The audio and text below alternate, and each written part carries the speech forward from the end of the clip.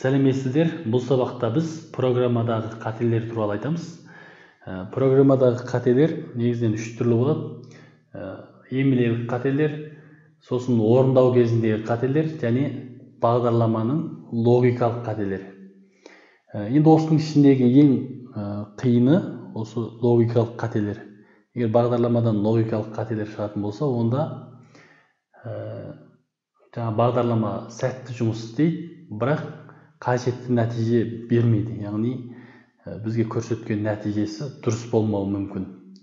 Енді әдетте бір программистің қаншалықты мықты екені осы бағдарламадан қателік шыққан кезде сол қателікті қаншалықты тез табатынына, яғни қателіктің себебін қаншалықты тез табатынына қарай өлшенеді.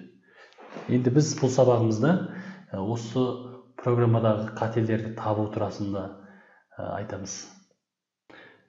Біз бірден 100-ге дейінгі сандардың қосындысын табатын программа жазып көрейік. For int айдың мәні бірден басталады, сосын айдың мәні 100-ге дейін, сосын әр жолы бірден артып отырсын, сосын қосынды тең ай делік. Содан кейін барып біз ең соңында бірден 100-ге дейінгі сандардың қосындыға тең дедік та, біз енді қозғалтып көрейік. Қозғалтып көрсек, қателік шықты, біз осы қателікті көрейік. Қарасаңыз, мына астында ескерту шығып отыр. Енді қателік шыққаннан кейін осының астында негізі барлық қателікті айтып тұрады. Яғни мынада файл деген орында қайсы құжаттан қателік шықты? Мынау program.cs, яғни program.cs құжатынан қателік шықты. Сосын line деген 13-ші жол саны.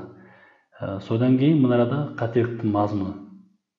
Енді осының үстін екі басатын болсаңыз, осы қателік тұрған жолға барады. Яғни 13-ші жолдан қателік шықты дейді. Ал осы 13-ші жолдан қателік шықты деген сөз, осы 13-ші жолдың маңайынан қателік шықты деген сөз. 13-ші жолдың маңайынан. Ал енді осыған келіп қарайтын болсаңыз, 13-ші жолда ешқандай қателік жоқ. Онда сіз 12-ші жолдан күмәндансаңыз болады. Яғни 12-ші жолда мынада айтып отыр, нүктелі түр кем дейді. 13-ші жолда нүктелі түр кем дейді, яғни 12-ші жолға жазылатын нүктелі түр жазылмай кеткен. Біз осылай жазсақ болған. Бұл енді әдетте программадағы емлелік қателік, синтаксты қателік деп айтылады. Бұны шешудің жолы оңай. Бұған ұшырағаннан кейін біздің программа қозғалтуға келмей қалады. Тіке қозғалтуға келмейді, жаңағындай қателіктерді ескертеді.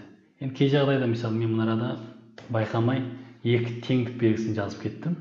Енді барып мен мына қозғалтып көрейін десем, мына 2-3 жерден қателік шықты, мына жерден де қателік шықты, мынадан да қателік шықты. Енді осы кезде астында 3 түрлі қателік ескертіп отыр. Сосын біз бұны оқып көруіміз керек бірден. Бірінші мынаны үстін басып көреміз, қай жолдан қателік шықты. Мынау қарасаңыз, дәл сол орынға апарып отыр. Осы маңайдан қателік шыққан болуы мүмкін дейді.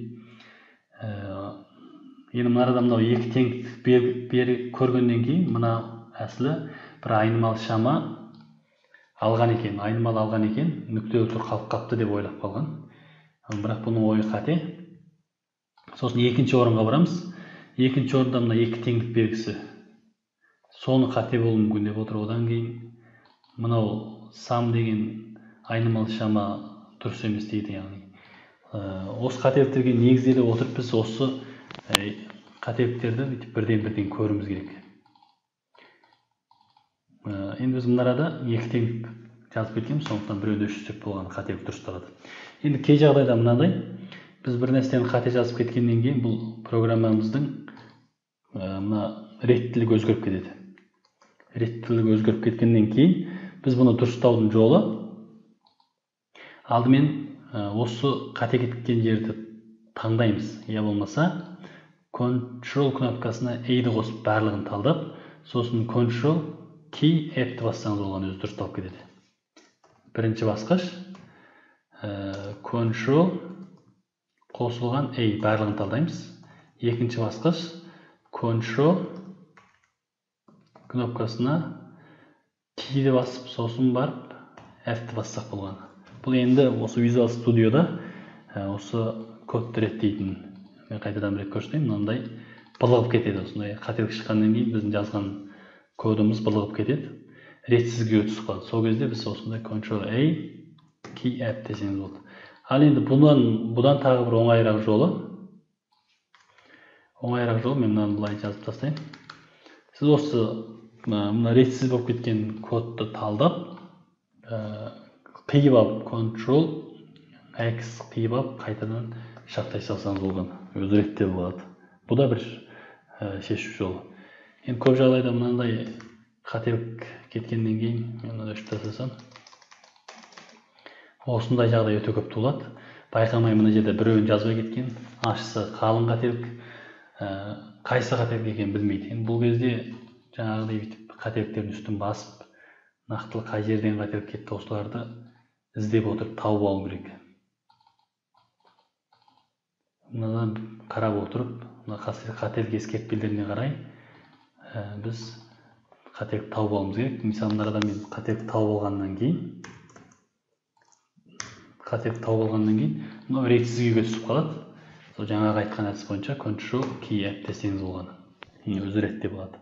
Ал енді біз көрейік нәтижесін. Көретін болсақ, 1-ден 100-ге дейінгі санның қосындысы 100 деп отыр. Онда бізде программада қателік жоқ, бірақ логикада қателік бар деген сөз. Енді бұл қателікті табу үшін біз мынараға осы 9-шы жолдан бастап көрейік.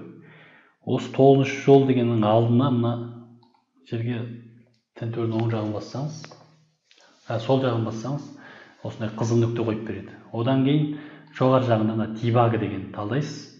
Debug деген талдап, одан кейін барып қозғалтсаңыз, сол нүктеге келіп тоқтайды. Осы жерге келіп тоқтайды. Тоқтағаннан кейін сіз тіл тақтадағы F10-ды бассаңыз, немесе мынаны басып, бір адымнан жүруге болады. Осылай жүруге болады.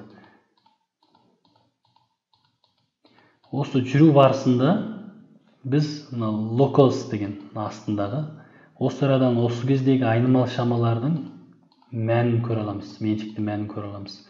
Біз мына жүрейік, жүрген сайын бізге көрсетіп отыр. Мысалы, ай 4 болды, 5 болды, сам қанша болды деген сияқты көрсетіп отырады. Біз сол арқылы ми жұмсап көруіміз керек. Яғни енді біз бастайық. Алдымен қозғалттық, осы нүктеге келді. Содан кейін мына бір адымнан жүрейік. Бұл кезде қарасаңыз, айдың мәні 1 деп отыр.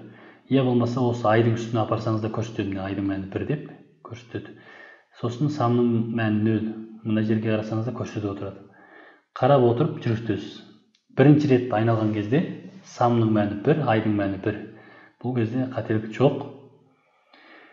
Тағы жүрейік. Енді осы кезде негізі самның мәні 3 болу керек. Қарасаңыз, самның мәні 2, айдың мәні 2. Бұл кезде алдындағы мәнді қосып берген жоқ. Сондықтан осы жолдан қателік кетті деген сөз. Онда оны дұрыстаудың жолы сам, яғни бұрынғы мәніне әр жолы айды қосып беруіміз керек. Осылай жазуымыз керек. Ал енді бұның қысқартылған жолы қосылған тең, яғни қосып меншіктеу арқылы жазсақ болған. Яғни жаңа бір қосу белгісі қалып деген сөз. Біз сондай логикалық қателіктерді кейде осындай debug арқылы біз бір адымнан жүріп көруімізге болады. Самның мәні қанша болды? 3 болды, 6 болды, 10 болды деген секілді біз осылай көруімізге болады. Бұл енді debug'ның қолдану. Ал енді кей жағдайда біз самның мәні, айдың мәні 50 болған кезде біз осы самның мәнін көргіміз келетін болса, я болмаса сол кезде бір қателік шығып біз соны көрмекші болсақ, онда осы жолды талдап, мынарадан settings дегенді басасыз, я болмаса settings дегенді бассаңыз, мынарадан, я болмаса тінтөрдің оң жағын бассаңыз да болады. Мына қызылдың үстін басып, тінтөрдің оң жағын бассаңыз, мынарада conditions деген бар. Осыны басып, ашылғаннан кейін біріншісіне дұрыс белгі қойып, оның астында мынау бізге шарт жаз дейді. Осы шарт is true, яғни дұрыс болған жағдайда дейді. Яғни мынада біз логикалық шарт жазу болады. I тең 50 болған кезде. 50 болған кезде біз осы брик жүзеге ассын десек, осылай жазсақ болған. Бірінші мынаған дұрыс белгі қоясыз, екінші осының біріншісін талдайсыз, содан кейін is true, I тең 50. Енді мына closed басып жауып, енді қайтадан қозғайық. Қозғасақ, осы орынға келіп тоқтады. Енді осы кезде I-дың мәніне қарасаңыз, міне 50. Я болмаса былай қарасақ та, міне I-дың мәні 50. Ал осы кездегі санның мәні біз бір жүрек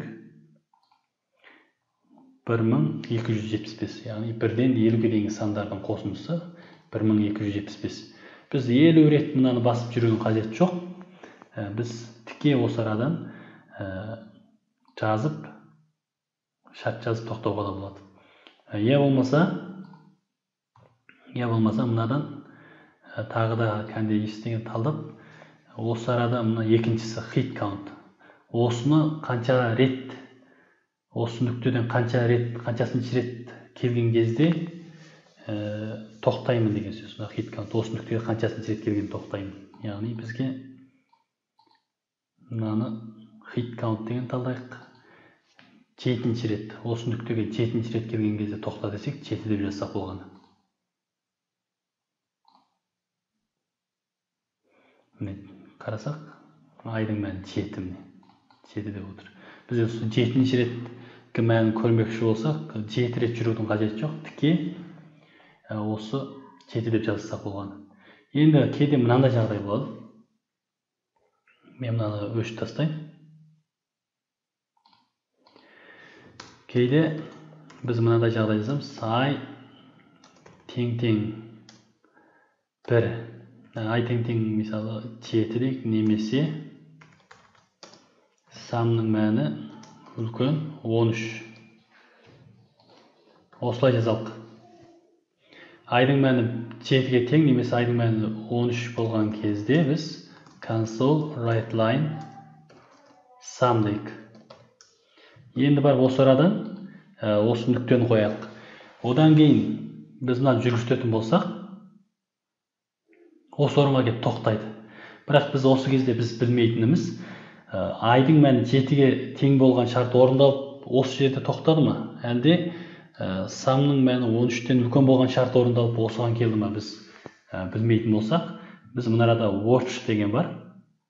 Осы араға біз өзіміз осы жазып көруімізге болады. Яғни I тең 7 деген логиканы көшіріп, осы өзіміздің көшіріп, осы араға жапсырып, сосын интерді бассаңыз, міне false дейді. Яғни бұл шарт орындалған жоқ. Яғни мынау орындалған болу керек. Біз осыны алып келейік. Тағы да мынаның астында талдасаңыз, сосын жапсырсаңыз, true дейді. Яғни қазір мынау осы араға келіп тоқтауының себебі, мына шарт орындалған себептен осы араға келіп тоқтады. Осы секілді біз кей жағдайда осы арада самның мәнін көруіміз керек болса, міне самның мәні 15 екен. Я болмаса I-дың мәнін көру керек болса, я болмаса I-дың мәніне бір нәрсе қосып беріп, соның көру керек болса деген секілді, кейбір өзіміз ойлаған ойларымызды осы арада жазып көруімізге болады. Бұл енді өзіңіз осы араға C# кодын тіке жаза бересіз. Ал жаңағындай шарттар, ол мұнарадан бұлай өзіңіз талдап пәлендей жағдайға тең болған кезде тоқта деген секілді өзіңіз жазбасаңыз болады. Ал енді осының астында мына фильтр деген тағы біреу бар. Ол енді кейінгі сабақтарда толықтай жатамыз, өйткені бұл threadпен қатысы бар. Яғни осы функцияны бірнеше thread қатар жұмыс істеген кезде соның ішіндегі бір thread талдап алып, соған келген кезде барып біз тоқтатып көруімізге болады. Бұлар енді кейінгі сабақтарда толықтанады. Бірақ бізге қазір қажеттісі осы мәлім шартқа тең болған кезде, я болмаса бірнеше рет, қаншасыншы рет осы нүктеден өткен кезде тосып алып, біз жаңағыдай қателіктерді іздеуге болады деген сөз. Ал енді мынау actions дегенде бұда осы Windows'дан көрсететін мәні мына output деген жерден көрсетеді. Мысалы I тең ұлы жақша I десеңіз, яғни I'дың мәні не екенін көрсетіп береді бізге. Енді бар close дейік та, мынаны жүргізтейік. Жүргізген соң қарайтын болсақ, мына output'тың ішінде мынаны жүргізтейік.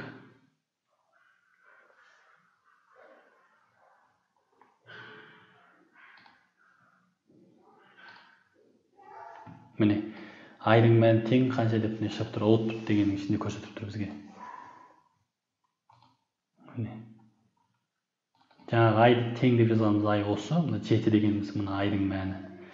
Яғни біз осы нүктеге келген кезде бізге осы output'тың ішінде бір мәнді көрсетіп беру керек болса, осы арқылы жазуға болады. Бұл жерде енді күрделісі мына біреудің ішіне біздің жаңағы C# кодын жазамыз, мына сыртына әдеттегі мәтіндер деп түсінсек болғаны. Енді бұл да өте күрделі емес, бірақ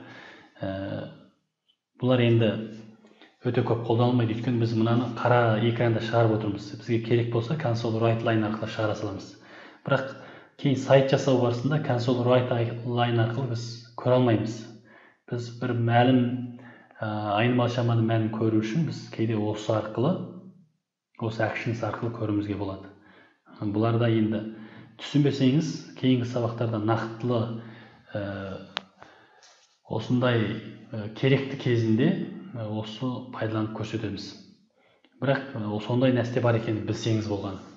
Нақтылы керек кезінде арғатай ішкерлей ізденіп, осы нақтылы жазып көріп алуыңызға болады. Енді біз мыналар таныстыра кетейік. Мынарада біреу, жерге бір нүкте, мынарада бір нүкте қойдық. Енді біз мынаны әдетте дебагы ретінде қозғалтқаннан кейін осы бір нүктеге келіп тоқтайды. Тоқтағаннан кейін біз екіншіге келгенде тоқтасын десек, онда біз мына continue'ді бассақ болғаны. Екіншіге келіп тоқтайды. Тағы да continue десек, мынау қайтадан келіп мынаған. Өйткені мынау for әлі біткен жоқ, осылай жалғаса береді. Ал енді мыналарды алып тастап, қайтадан continue десеңіз, мына ең соңғы біздің тосып алған нүктемізге келді. Ал енді осы нүктенің үстін бассаңыз алып тастайды. Ал енді C#-та бір артықшылық бар. C# емес, ана Visual Studio'да осы келіп тұрған біз қайтадан басына сүйреуге барып тастауымыз болады. Мынадан бастап қайта жүр деуге болады. Бұл енді өте қолайлы.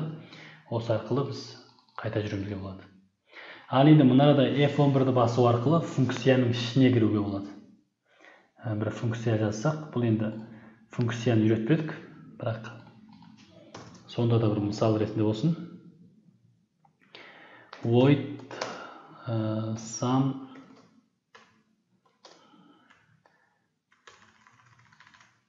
int a int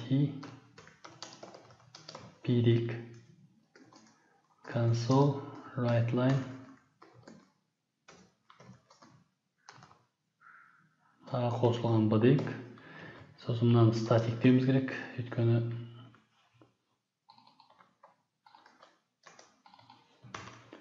біз static функцияның ішінде істетіп отырмыз. Мысалы осы секілді сан деген нүктені жазайық. A қосылған b деген екі санның қосындысын есептемекші болса, онда жерге мысалы 4 пен 5-тің қосындысын есептемекші болса, осыны осы арада осылай шақыра аламыз. Енді біз осы араға келгеннен кейін, міне жүргізіп керек. Осы араға келгеннен кейін біз мына функцияның ішіне кіру керек болса, онда біз F11-ді бассақ болған. Мынада E болмаса, мына белгіні бассаңыз болған, осының ішіне кіреді. Ал әдеттегі жағдайда бұл кірмей өтіп кетеді. Мынаны басатын болсаңыз, кірмей бітіп кетеді. Яғни осы функцияның мәнін тіке есептеп кетеді. Ал мынау арқылы функцияға кіреді. Енді бұл кейін функцияны өткен кезде, сол кезде толықтанады. Ал енді осы программа жазуда қателік шығу қауіпті емес. Осы қателіктің шығу себебін табу маңызды. Қателік шыққаннан кейін бірден осындай осы жаңағы үйренген білімдер бойынша қателіктерді себебін іздеп тауып алу керек. тапқаннан кейін ол себеп табылғаннан кейін қателікті шешу қиынға соқпайды. Бастысы қателіктің себебін табу. Ол себебін табудағы ең тез жол осы дебаг деп қояды. Осы арқылы қателік шығады деген жерлерге осыны қойып, бір адымнан жүріп көруіміз керек. Және де жаңағы қолданған әдістер бар. Мынадан қаншасыншы жолға барам деген секілді, болмаса мәлім шартқа үйлескен кезде сол жерге барсын деген секілді. Енді бұларды біз кейінгі сабақтарда толықтап айтып отырамыз. Осыларды осы әдістер арқылы сол қателікті бірден оңай әрі тез табу керек. Ал енді одан кейін бізде көп оқушыларда ұшырап жатқан қателік мынау өзгеріп кеткен жағдай. Мыналар өшіп кеткен, не болмаса мыналар өшіп кеткен. Сосын осы программадан білмей қалған. Ол кезде біз мына window, осыларда reset window layout десеңіз, бәрі қалпына келеді. Содан кейін барып мынаны қайта ашасыз болған. Ал енді одан кейін мынау да жоғалып кеткен жағдай. Мынау жоғалып кеткен жағдайда сіз осы жерде тінтудің оң жағын басып, мына стандарт дегенді. Мына сияқты жоғалып кетсе, мынаны талдап стандарт деген бассаңыз болған, қалпына келеді. Енді бұл осы Visual Studio'да қателік пайда болғанда дұрыстау жолдар.